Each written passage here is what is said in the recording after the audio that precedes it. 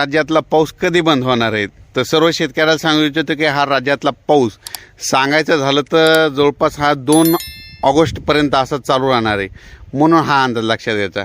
सर्व शेतकऱ्याला सांगू इच्छितो की राज्यामध्ये जवळपास आता म्हणजे आज आहे 24, म्हणजे आज रात्रीपासून 24 जुलै, 24, 25, 26, 27 आजपासून पुन्हा पावसाचा जोर वाढणार आहे, म्हणून हा अंदाज लक्षात घ्यायचा.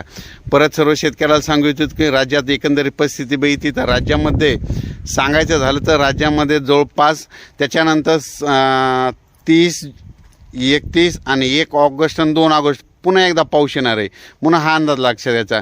पण सांगायचं झालं तर राज्यामध्ये दररोज म्हणजे 2 ऑगस्टपर्यंत दररोज 2-2 दिवस प्रत्येक वेगवेगळ्या विभागामध्ये पाऊस राहणार आहे. म्हणजे सांगायचं झालं तर सुरुवातीला पूर्व विदर्भाकडे घेऊ तर पूर्व विदर्भामध्ये 6 जिल्हे, तर त्या 6 जिल्ह्यामध्ये देखील म्हणजे 2 ऑगस्टपर्यंत दररोज भाग बदलत पाऊस पडणार आहे.